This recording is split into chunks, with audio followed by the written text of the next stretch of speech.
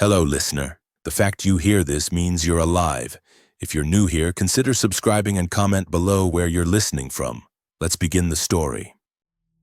My name is Tripp Langford. Before the news anchors started using words like containment and outbreak, I was just a guy with a high-mileage Jeep, a steady paycheck, and a habit of fixing my own problems.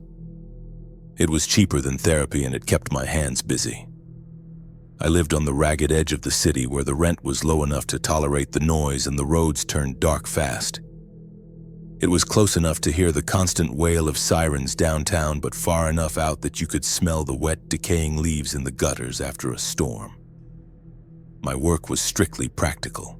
I did vehicle upfits for independent contractors, mounting steel ladder racks, bolting down heavy-gauge toolboxes, wiring up auxiliary floods, and making work trucks miserable to break into. It wasn't glamorous work, but it meant heavy hardware was always in my hands. I learned exactly what holds together and what snaps when you hit a curb at 40 or slam a steel door too hard. The Jeep was my anchor. It wasn't a glossy show build, it was a tool, reliable and scarred, set up for long hauls with a permanent go bag tossed in the back. I carried a tarp, ratchet straps, basic hand tools, a trauma pouch, a 5-gallon water jug, and a 0-degree sleeping bag. I liked having options when plans went sideways. Late fall had already settled into the bones of the city. Mornings broke gray and bitter cold. Breath smoked in the air, and the forecast kept threatening the first real heavy snow. On the sidewalks, people moved with a nervous energy, shoulders hunched, hands buried deep in pockets, eyes on the pavement. Nobody lingered to talk anymore. The first signs didn't arrive as a screaming headline. They showed up as delays, inexplicable road closures, and a tension you could feel in your gut before you could explain it. Ambulances started running 24/7.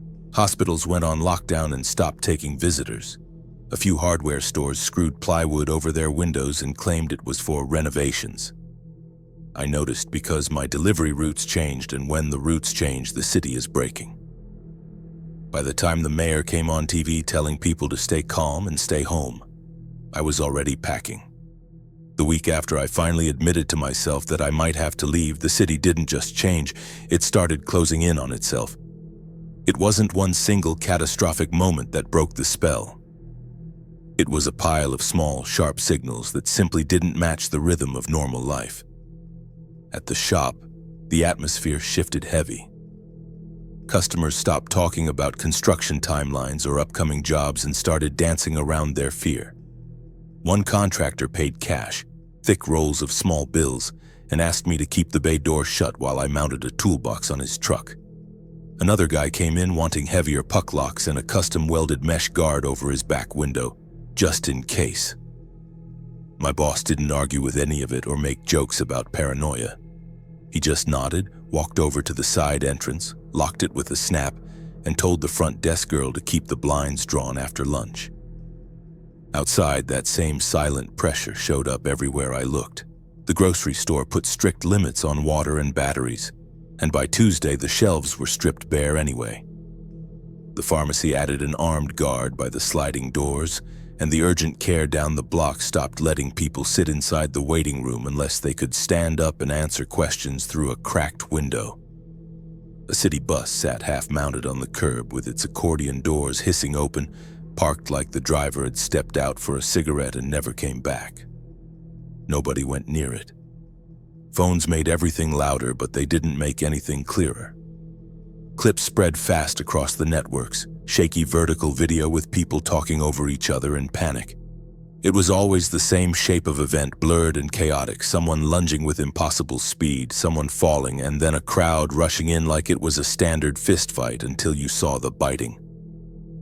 You saw the way the attacker didn't stop when people hit them, didn't flinch, didn't react to pain at all. That evening, my neighbor Ray knocked on my door. He stood there with his dog's leash wrapped tight in one hand and an old Louisville Slugger baseball bat in the other. He didn't raise it or act tough. He just held it down by his leg like he needed the physical weight of it to keep him steady. He looked at me with eyes that hadn't slept in 2 days and asked, "You hearing the same stuff I'm hearing?" I leaned against the doorframe, keeping my voice low, and answered, "Yeah." Sounds like it's everywhere." He nodded once, shifted his grip on the wood, and said, "If it gets worse, don't go downstairs alone. Not for mail, not for anything." Then he walked away down the hall like he hadn't said anything at all. The power flickered later that night and came back on with a hum. The rain started, icy cold against the glass, and I sat there listening to the hallway because every footstep sounded heavier and closer than it should have. Sleep didn't come easy, and when it did, it wasn't restful. By morning, the commute stopped being just annoying and started being genuinely risky. Traffic backed up miles before I even hit the main arterial road. Cars sat crooked in their lanes, abandoned at odd angles like people had been forced out of them in a hurry. A delivery van blocked a turn lane with its hazards flashing a weak yellow rhythm against the gray sky. A man stood in the middle of the intersection, waving his arms and yelling for drivers to back up, but nobody listened. Because nobody could see far enough ahead to believe him. A police cruiser crawled past in the wrong lane with no siren, slow and careful. And the officer inside kept his window up and his eyes locked forward like he didn't want to meet anybody's stare for fear of what they might ask him to do. An ambulance tried to thread through the gridlock, got its bumper stuck on a guardrail, and leaned on the horn until the sound turned desperate and continuous. Nobody made a hole for it. Not because people were cruel, but because the lanes were packed door to door and everyone's hands were locked white-knuckled on their own steering wheels. Near the next light, a scream cut across the street, sharp and undeniably human. I looked left and saw two men bent over someone on the sidewalk. For a split second, it looked like they were offering help, until one of them lifted his head. His mouth was dark and wet with blood, and he went right back down into the neck of the person below him. A third guy ran in to stop it and got dragged to the pavement instantly. There was no shouting from the attackers, no demands, just the wet sound of impact and teeth. Horns erupted all around me, people ducked low in their seats, and the line of cars surged forward 10 feet, then stalled again because there was simply nowhere to go. The radio cut from static to an official voice that sounded calm on purpose, that practiced tone they used to keep riots from starting. It told people to shelter in place, avoid downtown corridors, and stay tuned. It never said what to do when someone ran at your car door. Up ahead, a shape burst out of the smoke on the shoulder, a sprinter. It ran straight into traffic, moving with a terrifying, jerky speed, and hit a windshield hard enough to spiderweb the glass. It climbed onto the sedan like the hood was a ramp, shoved an arm through the passenger window, and the driver inside jerked once and disappeared under thrashing movement. A second sprinter slammed into the passenger door of the car right next to me. The metal buckled with a sickening crunch. The person inside fought the handle, managed to get it open an inch, and a hand reached out, grasping at the air. Then the door slammed shut again from the outside force, and the hand vanished. People around them froze in horror, and that's when my options collapsed down to exactly one. Walking was out. I watched those things move. They hit cars and kept fighting. They didn't slow down, which meant they didn't get tired, and humans do. Hiding in a building was out because buildings fill up with scared people, and scared people block exits and make noise. The Jeep was still running. It still had fuel, and it still had room for supplies. That meant distance and movement were still possible, but only if I made the vehicle harder to open and harder to break.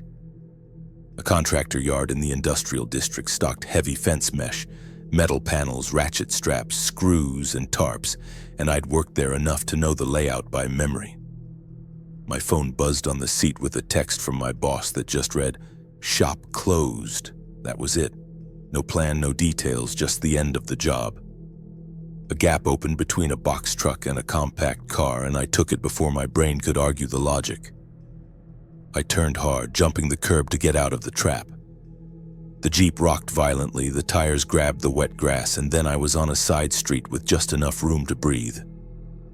If I reached that yard first, the Jeep could become my way out. If I didn't, I was just another guy in a tin can waiting to be opened. The contractor yard sat on the jagged edge of the industrial district, a sprawling maze of chain-link fences, stacked pallets, and rusting metal racks. It was the only spot I knew by heart that held both fortification materials and basic supplies in one stop. The sign out front read, "Blake Building Supply." The main gate was open, not smashed inward or run down, just left swinging wide like someone had driven out fast and never looked back. There were no lights on in the office. No delivery trucks were moving in the lanes. A yellow forklift sat parked near the entrance with its forks dropped to the asphalt and the key still dangling in the ignition. That key told me everything I needed to know. People had left in a panic, which meant I had a very short window before someone else showed up hunting for the same advantage.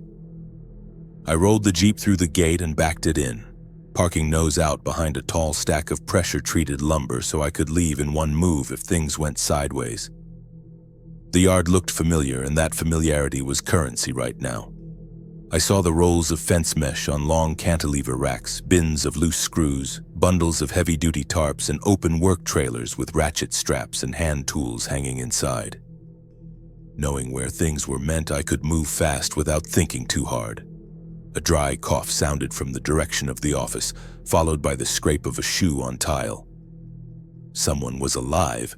That was both a problem and an opportunity, and it forced a choice I didn't want to make while my hands were already shaking from the adrenaline. The tire iron came out of the back, flashlight in my left hand, and the pistol stayed tucked in my waistband where it could be reached without showing it. The office door was cracked open an inch. Inside, a security guard sat on the linoleum floor with his back wedged against a filing cabinet, both knees bent, one hand pressed hard against his thigh. He lifted his chin when the beam of my light hit him and said, "Don't shoot. I'm not sick." His badge read Martin, and his eyes stayed locked on my hands, not my face. I kept the light in his eyes and asked, "Where are they?" He swallowed hard and answered, "Not here right now. 2 fast ones hit the gate earlier this morning." The whole crew ran. I got clipped when people were shoving past to get to their cars, and I can't put weight on it. He peeled his hand back enough to show me the injury. A deep gash, bleeding but clean. No bite marks, no torn flesh around the edges. I needed to be sure. "Were you bitten?" I asked. He shook his head once firm and said, "No. I saw the bites on the others. This is just metal from the gate." I scanned the room again. "Anybody else inside?" I asked. "No," he answered, and he added, "I've been listening for an hour, no footsteps." The first aid pouch from the Jeep wasn't fancy, but it had gauze, tape, and a pressure wrap. I knelt and applied pressure on the cut until it stopped seeping. He breathed through the pain, then looked up and said, "Thanks." A case of bottled water sat by the office fridge. I slid 2 bottles and a pack of peanut butter crackers across the floor to him. I found a small battery-operated radio on the desk and set it on the cabinet by his shoulder. "Keep it low," I said. "If you hear voices, don't answer unless you recognize them." He nodded, then looked past me at my Jeep keys and said, "You're leaving?" "Yeah," I answered. "Traffic is dead out there." He reached out and gripped my sleeve for a second, a grip that was light but urgent, and said, "They hit the cars first. If you can move, you move." I nodded and said, "That's the plan." He let go, slumped back against the cabinet, and said, "Take what you need. Nobody's coming back for inventory today." Back outside, the job became simple but heavy. My original plan to fortify the whole vehicle right there was reckless. I was too exposed. The new plan was to grab the raw materials now and build the armor later. Fence mesh came first. A roll of welded wire sat on a bottom rack, heavy gauge stuff. I grabbed a pair of bolt cutters from an open trailer. I didn't have time to cut panels for every window, so I muscled the entire roll into the back of the Jeep. I cut one rough square, leaving the edges jagged and sharp, and zip-tied it over the driver's side window. The goal wasn't to make it pretty. The goal was to keep hands and teeth away from my face while I drove. Doors came next. I raided the work trailer for ratchet straps. I didn't install them yet, just threw a bundle into the passenger seat. Later, I'd loop them through the interior grab handles to keep the doors from being yanked open. Light discipline was the next problem. I grabbed a roll of black plastic sheeting used for dust control and 3 rolls of duct tape. That would become my blackout curtains once I found a place to stop. Cold weather gear went in after that. I raided the supply shed for moving blankets, a foam pad, and a roll of reflective insulation. Not for comfort, but for heat retention. A compact camp stove, 2 fuel canisters, and a metal pot followed because the forecast was real, and melting snow into drinkable water would keep me out of risky convenience stores. Power was the last piece. A boxed folding solar panel kit sat on a bottom shelf, the kind a crew uses to keep tool batteries topped off on a remote job site. I grabbed it along with a small portable battery pack. It wasn't a survivalist fantasy setup, just enough to charge a radio and a lantern without hunting for wall outlets that probably didn't work anymore. One more pass through an open work trailer filled the gaps. A small fire extinguisher came off a wall bracket and went under my driver's seat. A box of thick work gloves, a roll of paracord, and a compact shovel slid into the rear well. I also took a high-vis reflective vest, not to play cop, but because drivers still reacted to it instinctually, and I might need to flag someone down without stepping into their lane. A paper map of the county went in the door pocket because phone service was already spotty and I didn't trust the apps to route me around danger. The whole run took less than an hour because it had to. Tools went into the back in a pile, the yard stayed quiet, and the Jeep started on the first turn like it didn't care what day it was. Before leaving, I tore off a scrap of cardboard, wrote a message with a marker, and slid it under the office door. Martin, water, food, radio inside, stay quiet. If you can walk, leave after dark. It was simple, but it meant I didn't just take what I wanted and vanish. The gate creaked as the Jeep rolled out. In the rearview mirror, the yard shrank behind me. Ahead, the city waited with blocked streets, panicked drivers, and fast things that didn't tire. The Jeep wasn't a tank yet, but I had the parts to make it one. It still moved, and for now that was enough to try. Traffic near the industrial district was thinner than downtown, but it wasn't flowing. It was a graveyard of stalled momentum. Cars sat abandoned at odd, jagged angles, doors left wide open, hazard lights blinking in a dying rhythm until their batteries drained flat. A city maintenance truck blocked one lane with cones only half placed, like the crew had been interrupted mid-task by something terrible. Nobody bothered to move the truck because nobody wanted to step out of the safety of their metal boxes. The Jeep felt heavy with the new supplies in the back, but it also felt dangerously uneven. I had that rough square of mesh zip-tied over my driver's window, but the passenger side was still just factory glass. That vulnerability changed how I drove. Every stop became a calculated risk. I kept my speed steady, my turns wide to avoid getting pinned, and I kept the nose of the Jeep pointed toward the next exit instead of staring at the last problem. A few blocks ahead, the brake lights turned into a solid wall. A line of vehicles had stopped at a makeshift checkpoint. 2 police cruisers sat sideways across the lanes, light bars flashing blue and red against the gray sky, and a fire engine idled with its driver door hanging open. Officers were waving people through one at a time, but their gestures were tired and slow, and the line was growing faster than they could clear it.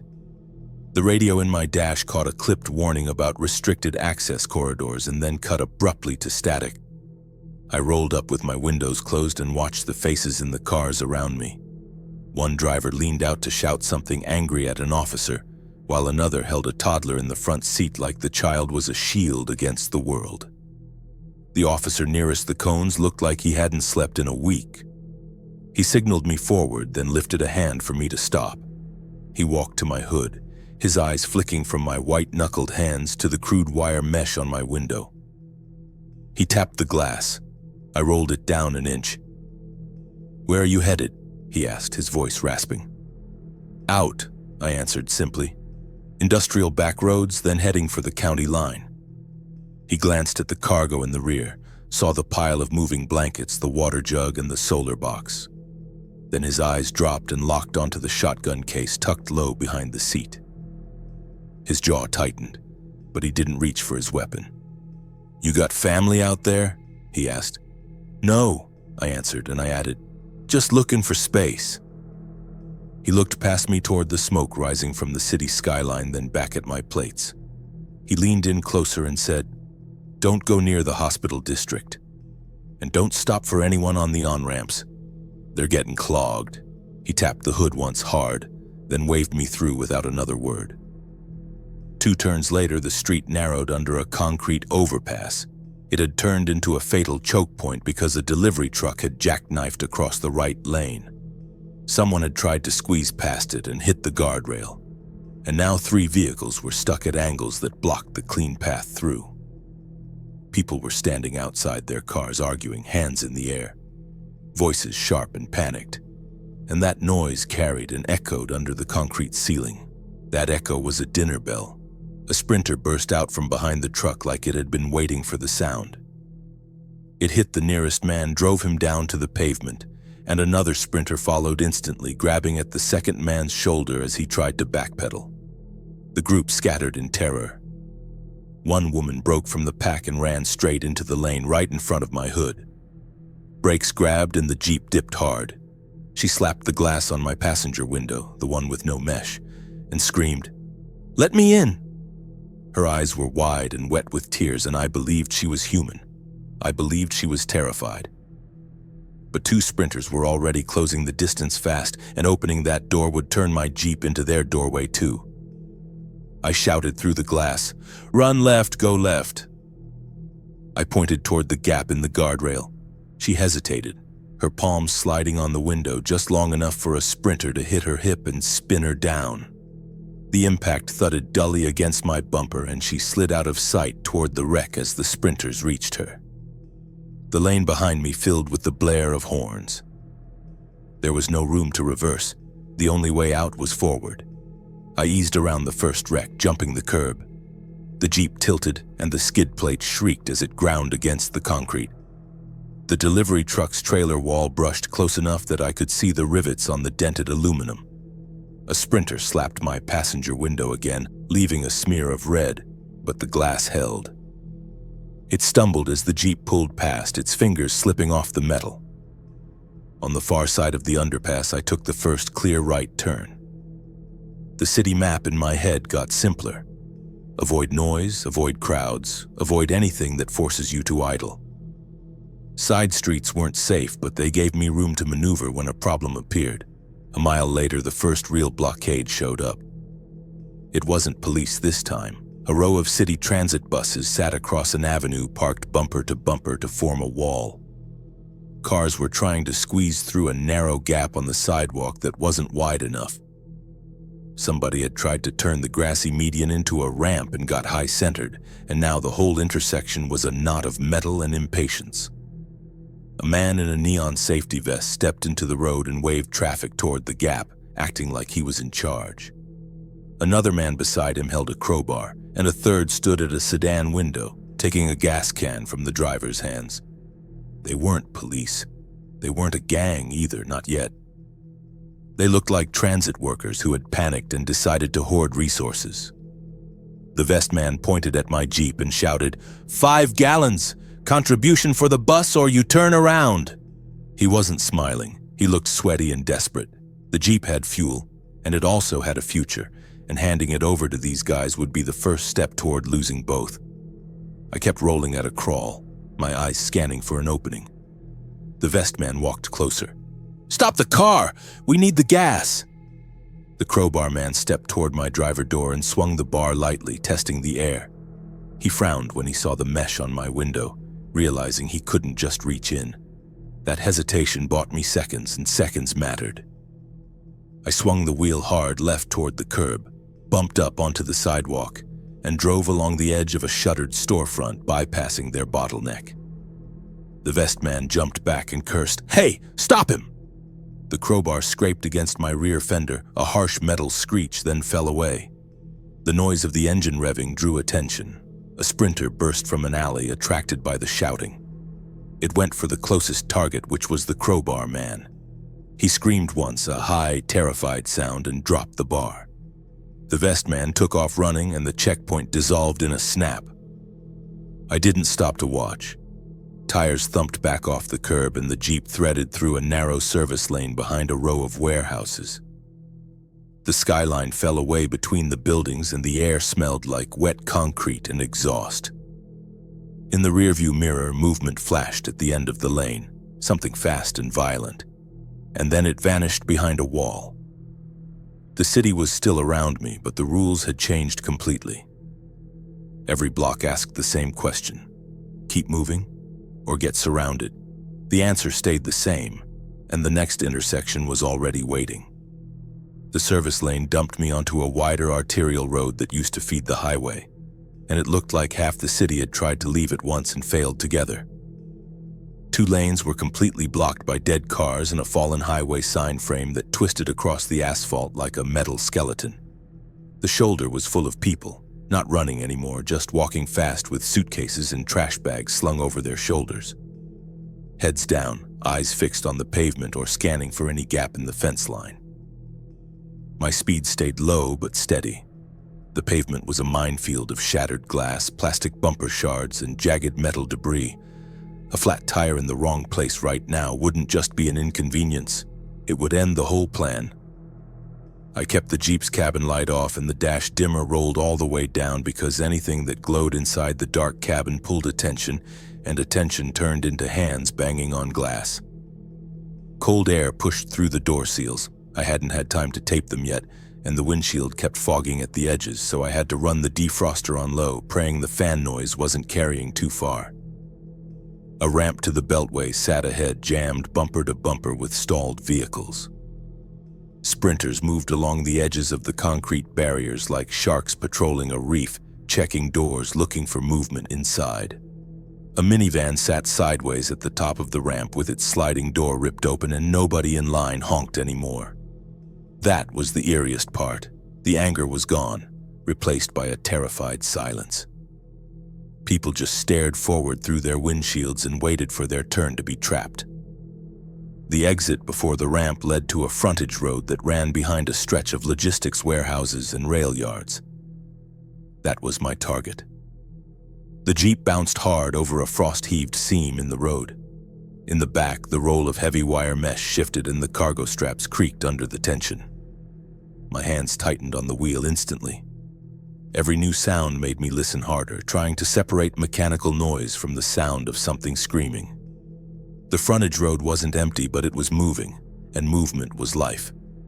A pickup truck with a smashed rear window rolled ahead of me, and a box truck crept behind it. Both drivers kept a 50-foot gap, driving defensively, like they expected sudden stops and sudden violence at any second. A mile later, the road narrowed between high chain-link fences. A rail crossing sat dead ahead with the crossing arms down, stuck in the lowered position with the red lights dark. Cars had piled up on both sides of the tracks. People were out of their vehicles, yelling, shoving, and trying to manually lift the heavy barrier arms. They were turning the crossing into a loud, slow mess, and noise attracts problems. I wasn't going to be part of that bottleneck. The Jeep couldn't fit through the jam, and reversing meant backing into a line of strangers who might panic and block me in. I spotted a gravel access road running along the fence line to the right, rough, narrow, and overgrown, but open. I pulled the wheel hard. The tires dropped off the pavement and stones snapped loudly under the tread as I followed the fence toward a maintenance gate. The gate was padlocked with a heavy chain, but the fence section beside it had been bent outward where a heavy truck must have forced its way through hours earlier. It was a tight squeeze. I folded my side mirrors in. The Jeep crept through the gap with a metallic scrape as the fence wire dragged along the fender flares. The mesh on my window rattled once, and then the fence was behind me, and the shouting from the crossing started to fade into the distance. The access road led into a rail yard labyrinth of parked freight cars and shipping containers. I threaded between them at walking speed, scanning every shadow and gap. A few ordinary infected drifters wandered in the distance. They were slow and unsteady, stumbling over ties, but they didn't react until the Jeep was close. By the time they turned their heads to hiss, I was already past them. At the far end of the yard, the road rejoined a 2-lane county route that ran toward open land. It should have been my clean exit. Instead, a fresh pileup blocked it where the road bent around a tall concrete retaining wall. 4 vehicles were tangled in a wreck, and a semi-trailer had jackknifed, stopping sideways across most of the lane. The pickup in front of me slowed and stopped. The driver leaned out to look, then lifted a hand, signaling for me to back up so he could turn around. The box truck behind him was already reversing, creating space. But the line started to compress. More horns started blaring, more shouting. There was no room to maneuver, and that compression brought the breaker. It stepped out from behind the concrete wall on the left, and my brain stalled because the shape didn't match anything human. It was massive, easily 7 feet tall, but the proportions were all wrong. The shoulders were distended and uneven, bulging with muscle that looked swollen and pressurized, like something was growing too fast underneath the skin. Its head sat low, almost swallowed by the mass of its neck, and its skin had turned a sick mottled gray that looked tight enough to split. The pickup driver saw it and froze. That pause cost him everything. The breaker didn't run, it lurched forward with a heavy, wet mechanical intent. It walked straight into the front quarter panel of the pickup and hit it with its shoulder. This wasn't just strength, it was physics-breaking violence. Metal crumpled with a shriek and the pickup rocked violently, sliding sideways as its tires skidded across the cold pavement. The thing didn't climb or scratch like the sprinters. It raised both fists, hands that looked more like swollen clubs of bone and meat, and hammered them down. Thud. The sound was deep, wet, and heavy. The hood buckled inward, the engine block cracked, and the windshield spidered instantly. The driver's head snapped back against the headrest, limp. Sprinters appeared next, drawn by the sound of crunching metal running along the ditch line like scavengers following a predator. Ordinary infected drifted in behind them, slower, filling the empty space. The road had turned into a slaughterhouse in seconds. The only open line was the shoulder on the right, where a strip of dead grass dipped into a shallow drainage ditch and climbed back up beyond the wreck. It was risky, steep and muddy, but it was movement. I shifted into 4 low. The Jeep rolled forward, nose angled right, tires dropping off the pavement and churning into the grass. The vehicle leaned hard, gravity pulling at the wheels. The skid plate dragged over a hidden rock with a grind that vibrated through the floorboards, but the momentum held. The engine stayed steady. A sprinter turned from the wreck and sprinted for my Jeep. It slapped the rear quarter panel, scratching uselessly against the paint, and tried to grab the spare tire. It held on for a second, then lost its footing in the mud as the Jeep climbed back up onto the solid road. I checked the mirror. The breaker had turned its head toward me. It stepped toward the semi-trailer blocking the road and slammed its deformed shoulder into the side of the aluminum trailer. The whole 53-foot rig shuddered on its axles. The sound carried down the road, sharp, heavy, and deep, a warning that something new and terrible was walking among us. The county route opened up into fields and trees, and the city noise finally dropped behind me. A few other cars were moving in the same direction, spaced out and quiet. Nobody tried to pass. Everyone understood the new reality. If you stopped, you got surrounded, and if you got caught by the big ones, you didn't even get the chance to scream. The county road stretched out toward darker pine lines and wider empty fields. The farther I got from the city skyline, the more the noise thinned out, replaced by a silence that felt heavy. A few cars were still ahead of me, spaced out by miles, nobody waving anyone down, nobody flashing lights. That told me everyone left on the road had learned the same lesson the hard way. Keep to yourself or die. A safe stop mattered more than distance now. The Jeep could keep moving, but I needed water, I needed heat, and I needed to get the blood and grime off me without turning a quick break into a death trap. A county park sat a mile off the route.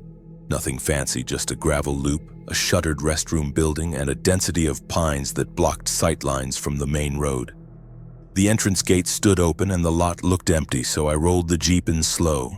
Lights killed, nose pointed back toward the exit. The first minute wasn't about action, it was about listening.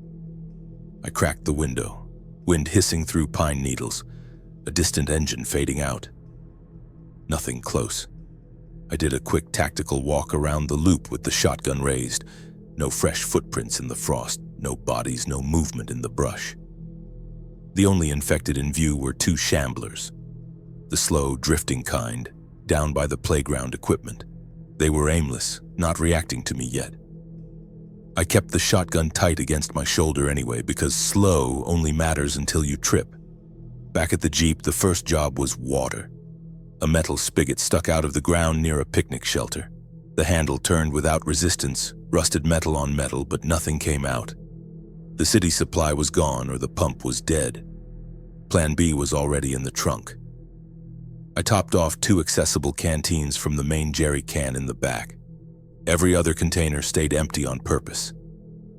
Water is heavy, and right now, empty meant speed. Food came next, simple, quiet, and calorie-dense. A can of cold beans, a handful of crackers, and a careful drink. Eating too much makes you lethargic, and sleeping in the open with a full stomach makes you careless. I set the compact camp stove on the bare gravel shielded by the Jeep's tire and put a pot of water on to heat. Hot water was a luxury, a warm drink, a way to clean my hands, and a test run for melting snow later if the forecast held up. Heat for the Jeep came from locking in what I already had. This was the moment to finish what I started at the lumber yard. I finally took the time to properly tape up the moving blankets as interior curtains, tucking them tight so warm air stayed in the cabin instead of leaking against the freezing glass. I cut the reflective insulation to size and pressed it into the rear side windows behind the wire mesh, shiny side facing in. It wasn't about looking good, it was about bouncing my own body heat back at me. I laid a foam pad across the folded rear seats and rolled out the sleeping bag. Cold comes from below first, and that foam was the only thing between me and a freezing steel floor. With the inside secured, I had to deal with the hygiene problem. The idea of a shower was a fantasy. Standing naked outside in a tent while monsters the size of trucks were roaming the highways was suicide. Instead, I did it the hard way. I soaked a rag in the hot water from the stove and stripped to the waist inside the cramped front seat, shivering as the cold air hit my skin. I scrubbed the sweat and dried blood off my neck and arms, keeping my head on a swivel, checking the mirrors every 5 seconds. A quick rinse, soap where it counts, and then the layers went right back on. It wasn't perfect, but it helped my head settle. Feeling clean, even just a little bit, reminds you that you're still human. The toilet situation was handled with the same paranoia. Outside, tight against the vehicle, using a bucket and bag system I'd stashed in the back. I waited until the woods were dead silent before stepping out. The bag got double sealed and stowed in a lidded bucket in the cargo area. Leaving waste on the ground attracts animals, and animals attract the things that hunt them. Night came early under the trees. The warm yellow light of my electric lantern stayed low on the floorboards, and the duct-taped curtains kept it from leaking through the cracks. I set the folding solar panel on the dashboard facing west to catch the last dying rays of the sun, trying to trickle charge the radio battery. It wasn't a great power plan, just enough to keep information alive. Before sleep, I ran the weapon check. The rifle rode in the passenger seat within arm's reach. The shotgun stayed propped against the console, and the pistol stayed on my belt even when I crawled into the sleeping bag. Waking up confused and searching for a weapon is how people die. I turned the radio on low. It hissed with short bursts of static and panic. A few calm voices were warning about blocked bridges and heavy resistance on the main routes, but nobody was offering a safe harbor. Somewhere out past the park, a single gunshot cracked through the cold air. Then 2 more, then silence. I lay still in the Jeep, curtains closed, my eyes locked on the dark windshield, waiting for headlights or the crunch of footsteps on gravel. This stop was supposed to be a reset, but lying there in the dark, it felt like the first time I truly understood what winter would do to scared people. The cold was bad, the infected were worse, but desperate people were turning into the most unpredictable threat of all. Morning arrived gray and bitter cold, the kind of freeze that makes plastic brittle and engines complain. The park stayed quiet just long enough for me to pack up without rushing, stripping the tape from the windows and rolling the privacy curtains tight. Before pulling out, I walked the perimeter loop one last time with the shotgun held low, listening for the crunch of gravel or the heavy breathing of something sick. But I saw nothing that forced me to stay. The county road ran north through a mix of dense woods and fallow pasture land. I kept the heater on low, vents aimed at the glass to fight the fog, and my eyes scanned the shoulder for movement. A mile up, a hand-painted sign on a sheet of plywood read, "Road closed ahead, use detour," with a crude arrow pointing down a narrow farm lane that bent away from the main route. The orange paint looked wet, and the smell of spray enamel hit me through the vents. Fresh paint meant recent activity, and recent usually meant trouble. Around the next bend, the trap was set. Orange construction cones blocked half the road, and a beat-up pickup truck sat sideways beyond them with its hazard lights pulsing. Two men in high-visibility vests stood in the lane holding flashlights, useless in the daylight, and a third man leaned against the pickup bed with a hunting rifle held casually across his chest. I stopped the Jeep well short of the cones, leaving myself enough room to reverse, and I watched them for a long beat. They didn't look like official road crew. They looked like guys who had raided a supply closet. The man with the rifle waved me forward with his free hand, then pointed emphatically at the shoulder, signaling for me to pull close and get boxed in. I kept the Jeep exactly where it was, foot hovering on the brake, and cracked the driver window just 2 inches. Enough to speak, not enough for a hand to reach through. He called out, "Morning, buddy, just pull it up slow so we can clear the lane," and he tried to force a smile that didn't reach his eyes. I kept my hands on the wheel where he could see them and answered, "I can hear you fine from here. Tell me what you need." One of the vest guys drifted toward the passenger side of the road, his eyes pretending to scan the tree line, but I saw his gaze flick into the dense hedge on the right. That's when I caught it, the reflection of chrome behind the brush. Another vehicle was tucked in there, engine likely running, just waiting for the signal. This wasn't a safety checkpoint, it was a funnel. The rifleman saw my eyes, tracked the hidden car, and shifted his stance, dropping the helpful neighbor act. He said, "Just back up, man. We're keeping the road safe. We need to do quick checks for bites and supplies because folks are getting jumped out here." I didn't argue about the bites, I argued about the geometry of the situation. I tapped the wire mesh on my window and said, "If you're doing checks, you do them from right there. I'm not unlocking this door and I'm not getting out." His eyes flicked from the mesh to the cargo piled in my rear seat, calculating the value of what I had. He licked his lips and said, "You've got water and gear in there. We're short on everything. You help us out with a donation. We help you get where you're going." I kept my voice flat and answered, "I'm not trading on the roadside. If you want to talk, step away from the truck." The smile dropped off his face completely. He leveled the rifle a few inches higher, the barrel pointing generally at my windshield, and said, "No drama. Just roll up to the cones and we can work this out." The vest guy nearest my door shifted his weight, getting ready to rush, and the other one watched my front tires like a hawk, waiting for me to commit. I shifted into reverse and said, "Road closed means I turn around. That's how this works." That inch of backward movement triggered them. The vest guy on my side shouted, "Hey!" and broke into a run, reaching for my door handle. His hand slapped against the mesh and the glass, fingers clawing for a grip. But the ratchet strap I'd rigged inside held the latch tight. He yelled, "Open it up!" and I shouted back, "Back off!" as I floored the accelerator in reverse. A gunshot cracked, loud and dry, and the round kicked up dirt right in front of my bumper. I spun the wheel hard, swinging the nose away from the cones. The hidden vehicle, a dark SUV, burst out from behind the hedge with its engine roaring, tires spinning on the frost. The pickup truck peeled out a second later. They were committed now. They didn't want to talk. They wanted my Jeep, my water, and they were willing to kill for the fuel in my tank. I didn't take their detour. That farm lane was a classic kill box, probably blocked by a felled tree a mile down with nowhere to turn around. Instead, I aimed for the rough grass strip between the lane and the main road. The Jeep bounced violently, suspension bottoming out as I cut around their position, mud flying, and rejoined the pavement beyond their blockade. The chase was on. I watched the rearview mirror as the SUV corrected its line and accelerated after me. The pickup followed close behind. They had speed on the straightaways, but I had a vehicle built to take a beating. Speed climbed, but I kept it checked. The road still had debris, ice patches, and blind curves. If I wrecked now, I was dead. A narrow bridge appeared ahead, metal rails, 2 lanes with a shallow, freezing creek below.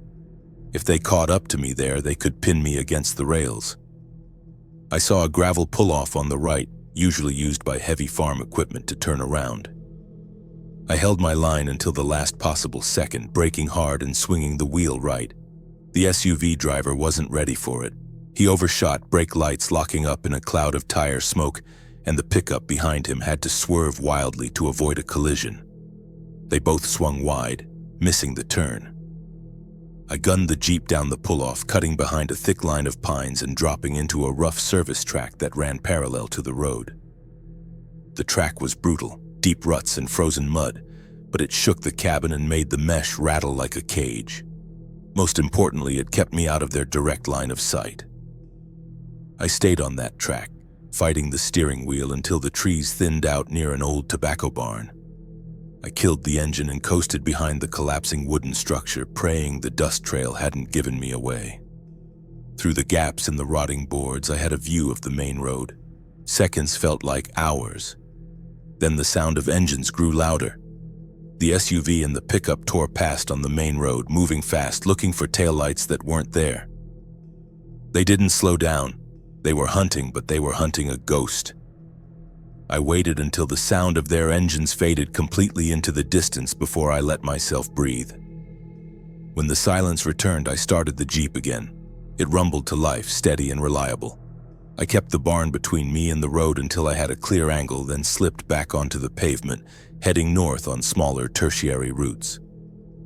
Out here, the infected were a danger you could understand. They just wanted to eat. People were the danger that smiled at you, called you buddy, and then tried to take everything you had. From that moment on, every stopped vehicle, every helpful wave, and every orange cone got treated like a trap.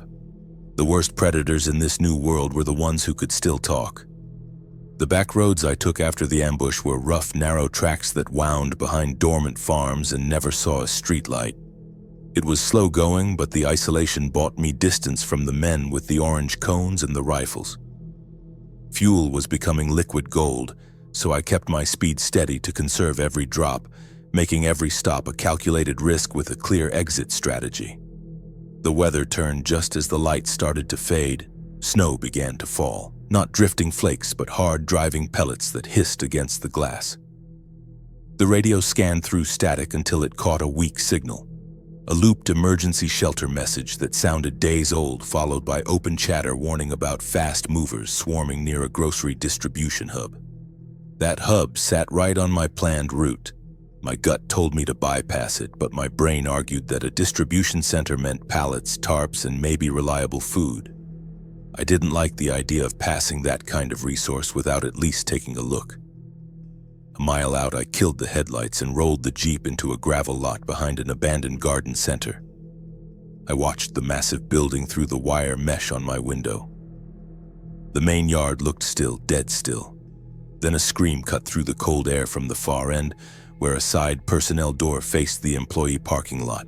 A sprinter, a blur of thrashing limbs, shot across the gap between 2 semi-trailers and vanished behind a dumpster. Someone was alive over there, and based on the speed of those things, I had seconds, not minutes, to decide who I was going to be.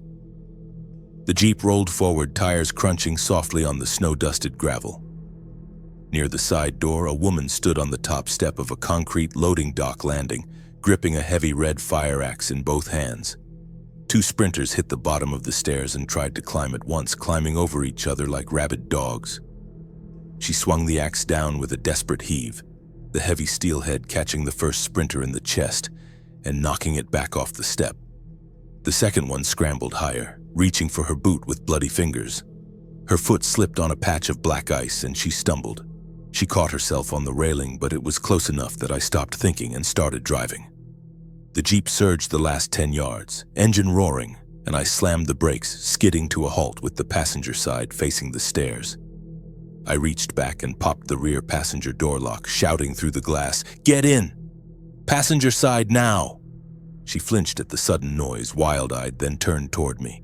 She grabbed the handle and yanked, then yelled back, panic rising in her voice, "It's stuck!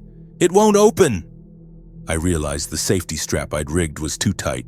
I shouted, "Pull hard! It fights you first, then it gives. Put your weight into it." A third sprinter launched itself at the stairs. She didn't hesitate. She drove the spike of the axe into its shoulder and shoved with her whole body weight, sending it tumbling backward into the others. The remaining sprinter clawed at the railing, snapping its jaws inches from her legs. She abandoned the high ground, ran down the last 2 steps, and grabbed my door handle with both hands. The latch resisted for a heartbeat that felt like an hour. A hand slapped against the passenger glass. Nails scraped screeching lines down the wire mesh I hadn't finished securing. She yanked again, screaming with the effort, and the door finally popped open just enough for her to slide in sideways. I leaned over, grabbed the sleeve of her coat, and pulled. She tumbled inside, dragging the heavy axe with her. I reached past her and slammed the door shut, hearing the sweet click of the latch just as a body slammed into the metal from the outside. The Jeep was rolling before she was even seated. A sprinter hit the rear quarter panel and tried to run alongside the vehicle, palms slapping at the mesh, eyes locked on us with zero intelligence, only hunger. It stayed there for 20 yards until my speed pulled it off balance and it tumbled away onto the gravel. Another one chased us for a few steps, then stopped, twitching, and turned back toward the building. When the hub was finally behind us and the road opened into the safety of the tree line, I glanced in the rearview mirror. She was gripping the axe across her knees, her knuckles white, chest heaving, eyes darting between the side windows. I didn't give her time to decompress. "You bitten?" I asked, my voice flat. She shook her head once, violent and fast, and said, "Oh no." I said, "I need to see skin. Show me." I pulled the Jeep into a narrow driveway that led to an empty equipment shed, parking nose out, engine running, foot on the brake. She understood the rules. She lifted her sleeves, turned her hands over to show her palms, and pulled her collar down enough to reveal her neck. There were bruises and grease, but no bite marks, no tears, no fresh scratches. She took a shaky breath, wiped a smear of black grease from her cheek, and said, "My name is Rowe. I fix refrigeration systems, warehouses, industrial coolers, the boring stuff that keeps food from rotting." I nodded, keeping my eyes on the perimeter, and said, "Tripp Langford. I'm heading away from the city, looking for space." She looked around the cabin, noting the taped curtains, the mesh, and the supplies. She nodded and said, "This is smart. You're rigged for distance." I answered, "It's just enough to keep moving," and asked, "Why were you at the hub alone?" She exhaled, the adrenaline dump starting to make her hands shake. "I wasn't alone an hour ago," she said. "A crew came in with a box truck. They started yelling orders, making noise, arguing about supplies. The fast ones heard it instantly. The crew ran for the truck and left me. I got pushed into a side corridor and had to climb out a service door." Her jaw tightened, anger overriding the fear for a second. "The backup power died days ago," she added. "The cold rooms warmed up, the food spoiled, and people lost their minds when they realized there was nothing left." I shifted the Jeep back into drive. "People are doing that everywhere," I said. She nodded like she had already seen enough of it to last a lifetime. She leaned forward, inspecting the rear door seam where cold air was whistling in, and pressed 2 fingers against the draft. "You're going to freeze if you sleep like this for long," she said. I answered, "I've got layers and a sleeping bag." She shook her head and said, "Layers help, but drafts steal everything. Convection kills you faster than ambient cold." She reached into her pack and held up a small roll of industrial foil tape and a strip of rubber gasket material. "I carry this for work," she said, offering it like a peace treaty. "Give me 10 minutes at a safe stop and I can cut those leaks. I can make this cabin hold heat like a thermos." That was useful. More than useful, it was a skill I didn't have, and it made the next few hours feel less like a gamble. "If you're staying," I said, looking her in the eyes through the mirror, "the rules are simple. No yelling, no opening doors for strangers, and we don't stop on on-ramps or bridges." She met my gaze and answered, "Good rules, and we don't sit with lights showing at night." We got back on the road, moving as a team now. She watched the mirrors and the passenger side while I focused on the line. Twice she pointed out shapes in the ditches before I saw them. Ordinary infected, slow and freezing, turning their heads toward the sound of the engine. A sprinter crossed the road once far ahead, a dark blur against the snow. We stopped and waited until it vanished into the brush because speed doesn't help if you drive straight into a surprise. Darkness settled in, and the snow started sticking to the grass, turning the world monochrome. The Jeep held 2 people now, 1 axe and a skill set that mattered. That changed the next decision. Maris tapped the paper map on my lap and pointed to a spot near the rail line. "There's a county service depot 2 miles off this road," she said. "It has indoor maintenance bays. If it's empty, we can seal these gaps and stage the water without working in the open." I didn't answer right away. Every building was a potential tomb. But she added, "If it isn't empty, we keep rolling. We don't engage." I turned the wheel toward the turnoff. "We take a careful look," I said. "Engine stays running. Any movement inside and we're gone." The county service depot sat behind a row of bare, skeletal trees and a salt-stained chain-link fence. From the road, it looked quiet enough to risk a closer look, but quiet was a relative term now. One long, corrugated metal building held 3 garage bays, and a smaller administrative office sat to the side with a dark window. The main rolling gate was stuck half open, rusted tracks clogged with debris, so I killed the headlights and let the Jeep roll in slow, the tires crunching softly on the packed snow. I stopped nose out behind a massive parked plow truck that blocked the view from the main road, giving us a momentary blind spot to work from. Maris leaned forward, her breath fogging the windshield, and said, "Give me 1 minute to listen before we do anything." Engines masked the small sounds. I nodded and killed the ignition. The yard went dead still. The wind hissed through the chain link, dry snow tapped lightly against the metal siding of the shed, and somewhere far off a dog barked once sharp and lonely, then stopped abruptly. There were no footsteps, no shouting, and no banging of fists against doors. We kept the protocol simple. Doors stayed shut, locked, and strapped. Windows stayed cracked just an inch for audio. The shotgun stayed in my lap, stock resting against the steering wheel. Maris pointed a gloved finger at Bay 2 and whispered, "If someone's inside, they'll be in there. It's the only bay with the service door unlocked. I can see the latch position from here." I answered, "We verify from outside. Nobody leaves the vehicle until we have eyes on a target." A heavy steel side door near the bays stood slightly ajar, and a thin strip of warm, battery-powered light leaked out, weak like a dying lantern. That light meant a person, and a person meant either help or a trap. I eased the Jeep closer, inching forward until the wire mesh on my window lined up with the doorway, then stopped with a clean path back to the gate. A voice came from inside the darkness, low and tight with exhaustion. "Hey," the voice said, sounding like it hadn't used words in days. "Don't leave, please." Maris raised a hand, palm out, and said, "Stay still and keep your hands where we can see them. No sudden moves." I added, "Step into the doorway. Slow. If you're carrying, drop it now." A man appeared in the gap, framed by the weak light. He wore a heavy Carhartt jacket, a knit cap pulled low, and a small leather tool bag slung over one shoulder. His hands stayed open at chest height, palms forward, and his eyes flicked to the mesh on my window like he immediately understood why it was there. He said, "I'm not sick. I'm just stuck." I kept the shotgun leveled and asked, "Name?" He answered, "Oren Pike," then added, "I work rail signals." Or I did before the shift ended. Maris studied his face through the glass and asked, "Why are you here, Oren?" He shifted his weight, wincing slightly, and said, "My truck died on the shoulder 3 miles back. Alternator. I came looking for salt and a battery charger, and then the fast ones pushed me inside."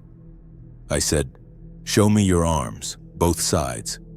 He pushed his heavy sleeves up past his elbows, turned his wrists over, and pulled his collar down enough to show the skin of his neck. I saw bruises and a fresh weeping scrape, but no bite marks. Maris watched his eyes and asked, "Any blood on you that isn't yours?" He shook his head and answered no. I didn't let them get close enough. A heavy thump sounded from deep inside the bay, close, resonant, and heavy, followed by the fast, dry scuff of shoes on concrete. Oren flinched violently and said, "They're in there. They found a way around." He pointed a thumb behind him into the dark shop and added, "2 sprinters and 1 regular. I blocked the inner office door with a rolling tire rack, but it won't hold for long." Leaving him meant leaving a loud fight right next to the open gate, and that noise would spill into the yard behind us. Bringing him out meant exposing a Jeep door for a few seconds. Maris glanced at the bay opening, calculated the distance, and said, "We do it quick. He's got skills we can use." I answered, "No extra moves. Get ready to pull him in." I rolled the Jeep forward another 5 feet until the rear passenger door sat closest to the side door. I turned my head and said, "Oren, listen to me. When I open this, you move straight in. You do not turn around, you do not stop for your bag if you drop it. You dive." He nodded once, face pale, and said, "Understood." Maris unbuckled her belt, kept the axe ready in her lap, and watched the doorway while I reached back and popped the rear door lock from the inside. Oren stepped out, and at the same moment, a sprinter slammed into the tire rack inside the building, rattling the metal hard enough to ring like a bell. Oren moved anyway, fast and controlled for a big guy with a bad ankle. He grabbed the handle. The latch fought him for a beat, ice in the mechanism, then gave way and he slid in sideways, shoving his tool bag ahead of him. The interior of the Jeep instantly shrank. He was a broad-shouldered man, and with the supplies, the water jugs, and the tools already piled in the back, it was a crush. He had to pull his knees up against the back of my seat, jamming himself in. Inside the shop, the rack crashed to the floor.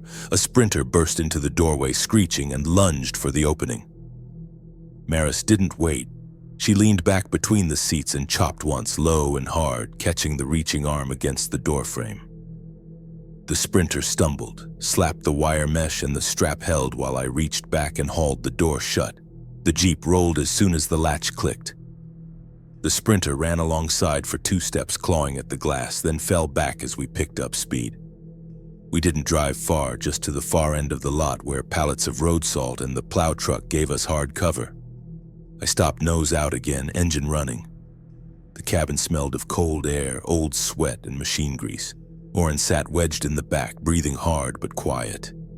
"Any injuries besides the scrape?" Maris asked, twisting in her seat.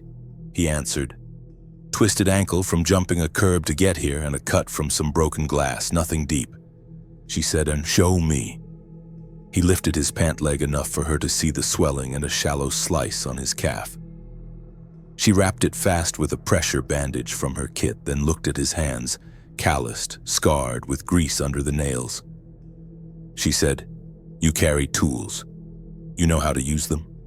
He gave a short nod. Oren wiped his palms on his jeans, looked at the crowded cabin, and said, "If you're turning this Jeep into a moving shelter, I can help. I'm not dead weight." He tapped the leather bag squeezed between his feet. "I've got wire, high-grade connectors, and a handheld rail radio that still pulls local chatter and weather." I watched him in the mirror and said, "You follow the same rules we do. Quiet, honest, and you pull your weight." He met my eyes and answered, "Fine by me. Beats dying in a garage." A heavy slam came from inside the building we just left. It wasn't the frantic scratching of a sprinter. It was a slow, rhythmic impact.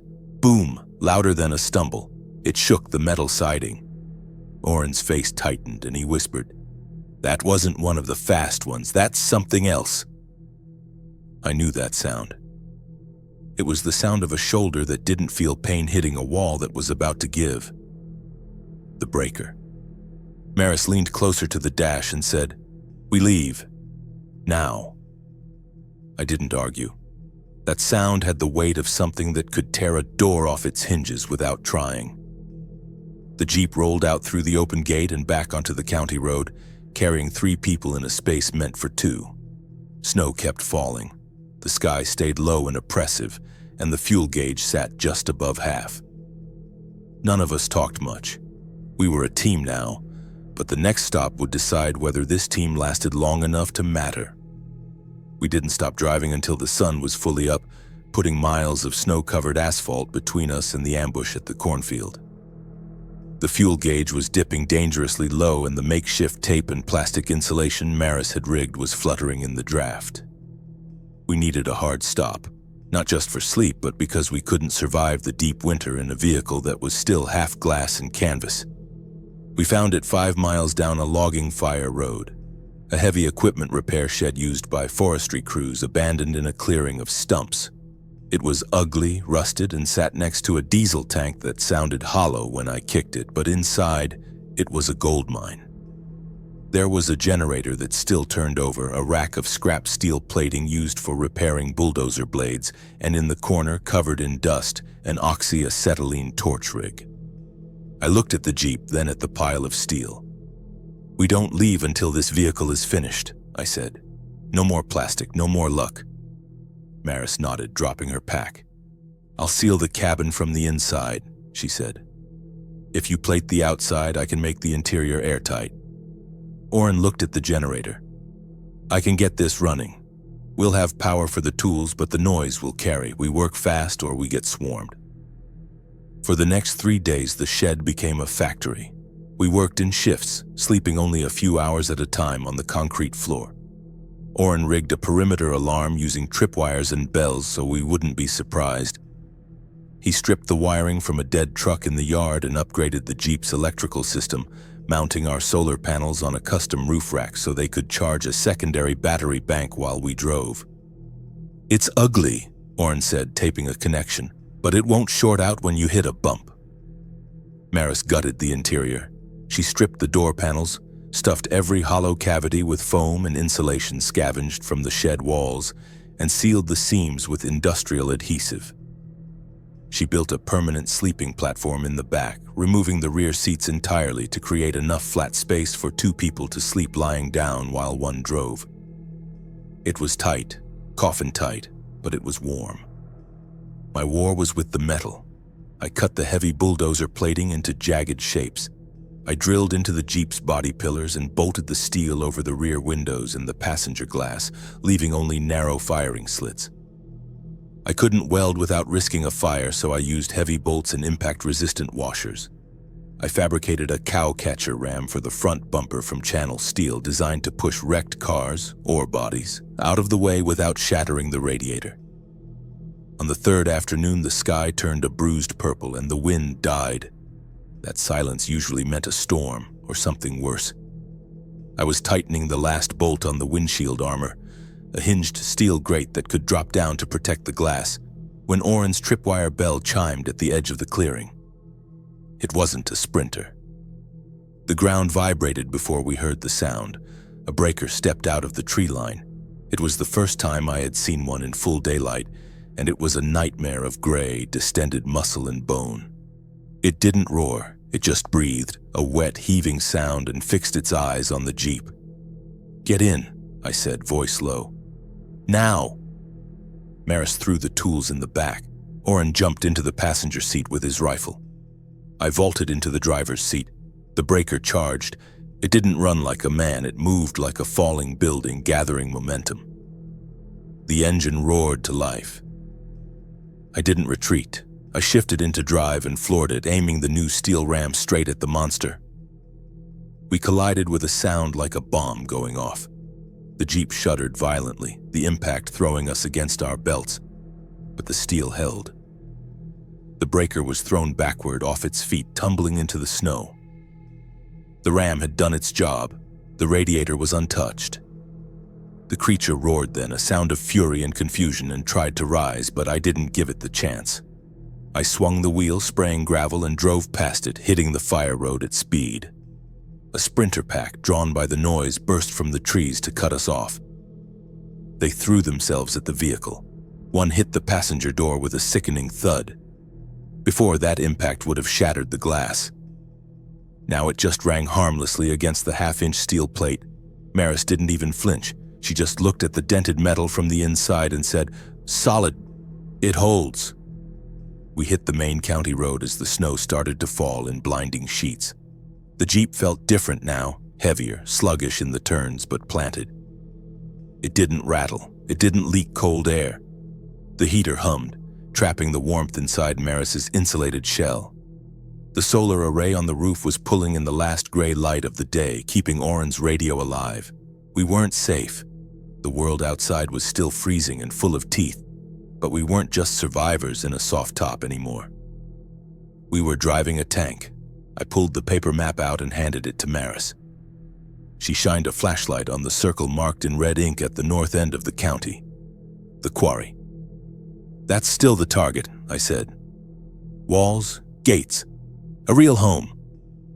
Oren adjusted the radio dial, finding a static-filled channel. We have enough fuel to get close, he said. And now we have the vehicle to get through whatever is waiting at the gate. I gripped the wheel, feeling the weight of the steel armor responding to my hands. The road ahead was white and empty, disappearing into the storm. Then let's go, I said. Winter is here. If you enjoyed the story, please like, subscribe, and comment where you're listening from. See you in the next one.